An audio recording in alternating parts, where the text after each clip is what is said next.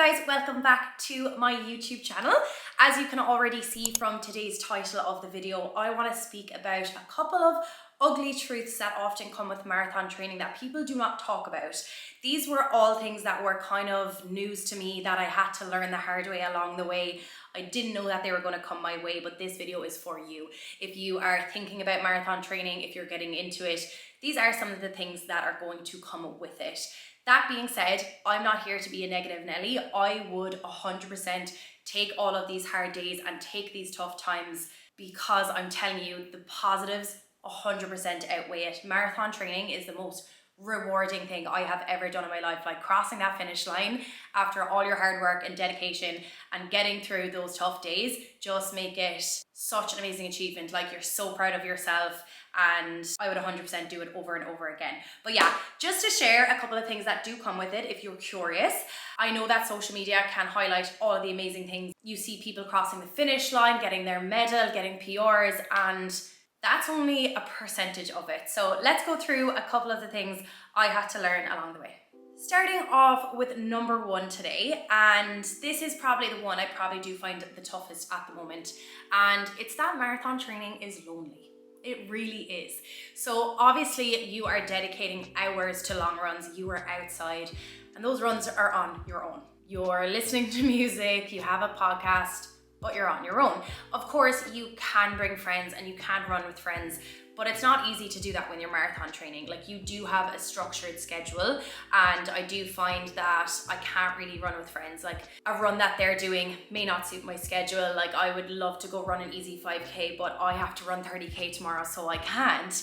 I've definitely found that has happened a lot as of recent. I would love to go to Run Club. I would love for you to come with me on my 30K, but you don't want to run 30K. Like not a lot of people want to run 30K. And to be honest, even when I'm in my long runs, because I have specific pace in mind, I just kind of want to put my head down and work. So it's not always easy to go with people either when I have a specific target I need to hit. Like it's not like I'm like chilling and chatting and catching up with people on my runs. Like they are hard and I am out of breath, so I can't really chat with people. So that's like one side of things. And then the other side of me, especially with training being like such a big part of my life, like I'm working in a gym here. I love going to classes with my friends and everything, but this is another time right now that I have to say no to those things.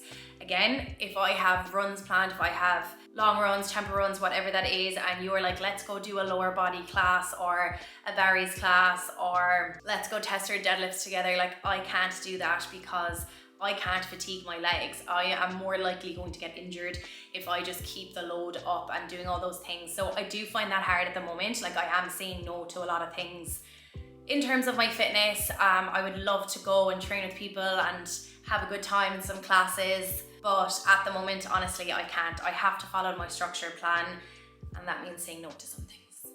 On the other side of things, of course, you are dedicating a lot of time to running, so you do have to say no to other things in your life. So that might start looking like you're saying no to social occasions, you're even saying no to like going out for dinner with your friends because you need to be in bed by 9 p.m. because you're exhausted. It does take its toll, but that part of it, I will say that has been pretty good for me. I have been having a really good balance. I've still been going out, I've still been drinking up to now. I'm now a month out, well I'm 3 weeks out now, but I'm not drinking alcohol for the month of June, so that means I'm going to be saying no to social occasions this month. I'm not going to be going out.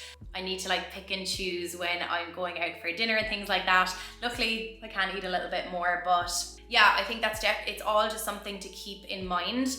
Like this is a commitment and you do need to be dedicated to your training, and yeah, sometimes that means sacrificing a little bit of your social life.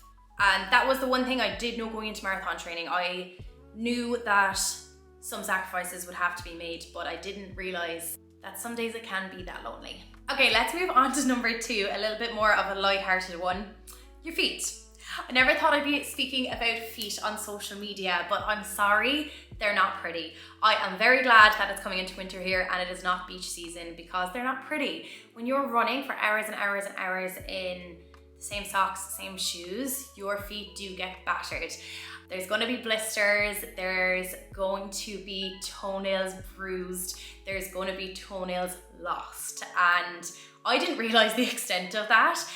For some reason, last year in the marathon training, I really didn't get a lot of blisters, like 1 or 2 maybe, and I got no blisters on marathon day. I did lose a toenail, but it was like weeks after, because they get bruised because you're just like up on your toes so much, you're hitting the tarmac again and again and again, so your toes actually get bruised and then you can lose your toenails. This time around, I'm experiencing that a lot more, but I also am training a lot more. I've been training for about 5-6 months now, as opposed to last year when I did like 3 months. So there's more load there. I'm definitely feeling it. Yeah, the toes aren't pretty, let's just say that. Okay, next up, I want to talk about hunger. So I think stereotypically you're like, yeah, you're training loads, you're running loads, so you're really, really hungry. I've actually experienced both sides of this, where I have no appetite, like I feel kind of sick, and I'm ravenous and I'm eating everything. So I find that about probably like halfway to 2/3 through my training block, I actually start to lose my appetite. And it sounds silly, obviously, because you're training so much, your energy output is a lot, but my body goes into this stress state. Like running is a lot of stress on your body. My body goes into a fight or flight mode. And when your body's in fight or flight mode, it doesn't feel like it needs food. It's like, I'm fine, I'm surviving, I'm literally in a fight or flight mode, so I don't need food right now. It suppresses your hunger, and I definitely feel that. Like I've had runs where I come back and I might not even eat for like an hour or 2. And then when I do eat, it like takes me so long to eat the meal. Like I'm sitting there for ages just trying to eat it. So I have experienced that side, and that was a shock. I didn't know that was going to be a thing, especially for myself. Like I do have a good appetite. I do eat a good amount of food. So I was surprised when all of a sudden I didn't really want to eat. So that was definitely a big surprise to me. But luckily I'm past that hurdle, and now I'm on the ravenous side. So yeah, the stereotypical side where I'm training a lot and I am starving when I get back. I want to eat everything in the house, and I absolutely do. We know that it's important to fuel our bodies. We need to give it fuel so that we can run, we have energy to run. But what I underestimated was the amount of food. I thought I could be kind of like eating at maintenance, but oh my God, I need to eat so much more.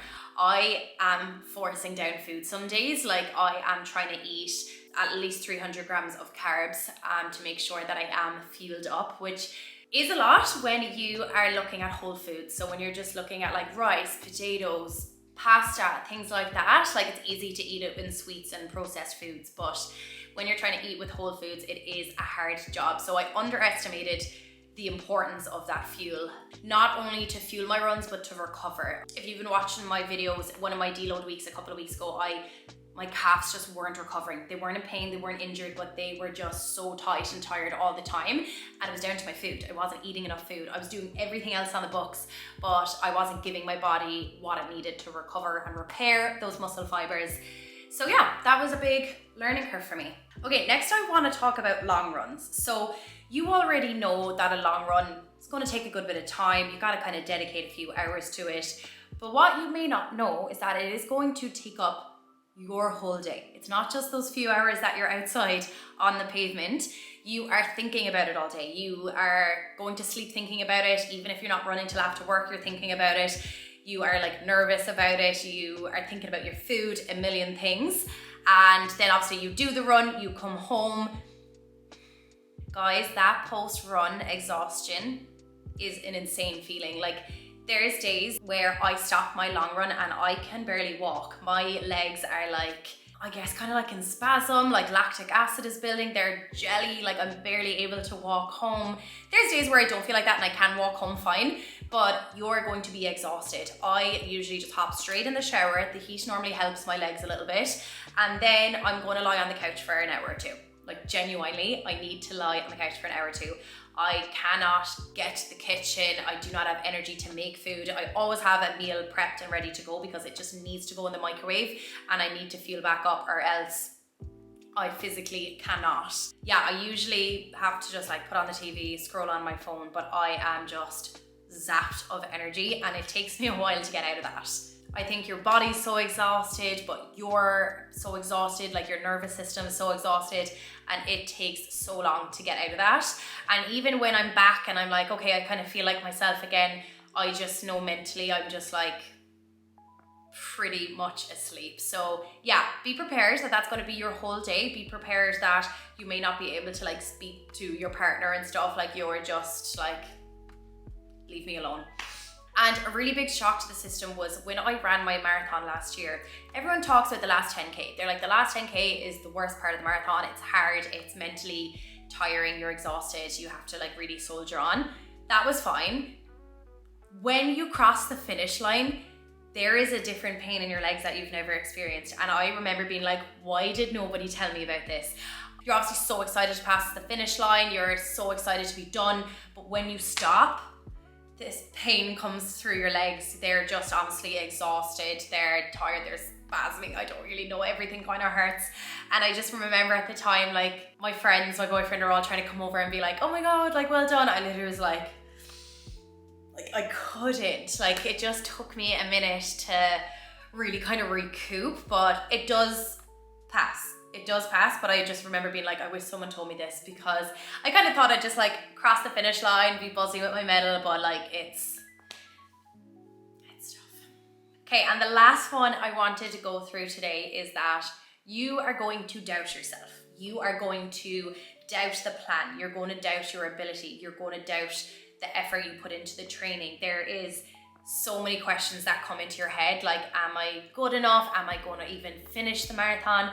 Are my legs strong enough? Like, you are going to ask yourself all of those questions, like, why have I done this? Why am I signing up for it? Especially as you get closer to the marathon, there is those freak out thoughts. It's kind of like when you start having those nightmares where you can't run, like your body can't move. Those feelings do come, and I've had them probably every week, to be honest. And not to sound dramatic, like overall I'll be like, I'll have a great week, but if I'm like out for a run and I'm having a really hard run, that's when you really question everything. These don't last forever. Like, they're not going to be really long thoughts and it consumes your day and weighs you down. Like, it doesn't. They are short and sweet. You just have like periods of them, I would say. But you do question your ability, you do question a lot of things, but doesn't mean you can't do it. This is where you need to practice that positive self-talk. But guys, all of this being said, I would do it over and over again. I did it last year, I signed up for 2 more this year, and I know that everything I just spoke about, it just makes it even sweeter when you cross that finish line. So don't let it scare you, but just be aware that these are some of the bumps in the road that come with marathon training. But like anything, you're going to have ups and downs. There's going to be good days, there's going to be bad days, but I promise you that high beats everything I just said. Like, you forget about it. It gets really minimized in the back of your head after you have completed that marathon day, and it just makes it all very, very worth it. So if you've been thinking about signing up for a marathon, sign up for the marathon. If you've been thinking about it, it means you can do it. It means you want to do it. So just do it. I remember I kind of like hindered on the idea for a little while, but then when I committed, I was like, right, I'm in, I can do this. So believe in yourself, you can do it. Our bodies are amazing. They adapt with us. If you are willing to put in the work, you are of course going to see the results. So yeah, that is all for today. I hope I didn't turn you off marathon training. I hope I didn't scare anyone, but these are just things that I would have liked to have known, that I'm not alone. You are not alone if you feel these things, but we are going to get to the finish line. All right, I'll catch you in the next vlog. I'm 3 weeks out to my marathon. Wish me luck.